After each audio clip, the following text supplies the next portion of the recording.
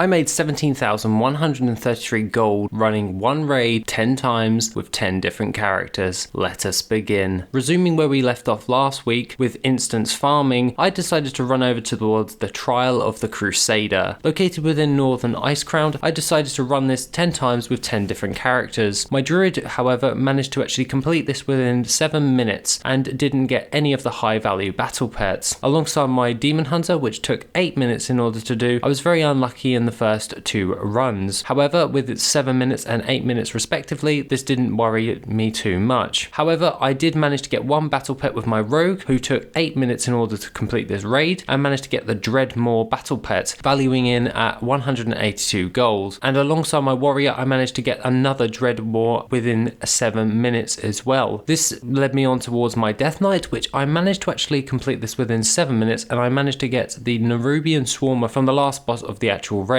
She completed this within 7 minutes, and overall I was quite happy with 1,969 gold for the Nerubian Swarmer. However, the next few runs of this actual raid, I got very unlucky with my Paladin, who completed this within 7 minutes, my Shaman, who completed this within 7 minutes, and also my Priest, who completed this within 7 minutes respectively as well. However, my Warlock, on the other hand, managed to get the prime pick for this actual gold farm, and this was the Snowball Runt. I completed this within 7 minutes also, and I got 1 Snowballed Runt. This values at around about 14,800 gold, and definitely well worth my time for a 7-minute run. However, my Mage got very unlucky as well and completed this within 7 minutes. The Snowball Run and the Nerubian Swarmer are the prize pick items for this actual gold farm, and therefore the Dreadmore wasn't worth all that much. However, in total I managed to complete this entire raid 10 times with 10 different characters with 72 minutes in order to actually complete this farm, equaling in 1 hour and 12 minutes. The total pets I managed to gain for this gold farm was 1 Snowballed Run, 1 Nerubian Swarmer, and 1 Dreadmore. The averages are at 0.1 for the Snowballed Run, the Nerubian Swarmer 0.1, and the Dreadmore is 0.2, equaling up as my average time for each gold farm was around about 7.2 minutes, equaling in around about 17,133 gold for just for an hour's worth of gold farming with 10 different characters for this particular raid. However, I must admit that RNG is a factor with all this, as I could have gotten more Snowballed Runts, and therefore I still would pick this gold farm even if you are farming this on multiple different characters. However, in conclusion, this is a nice little gold farm for roughly around about 7.2 minutes, and therefore I would highly recommend checking it out. I have also updated the instance farmer gold sheet for all of these raids that we've been covering within this series, along with my TSM profile, which I have adapted and made clear for everyone to see, which is located on my Patreon. Overall, we also made around about 19,742 gold for this week, and also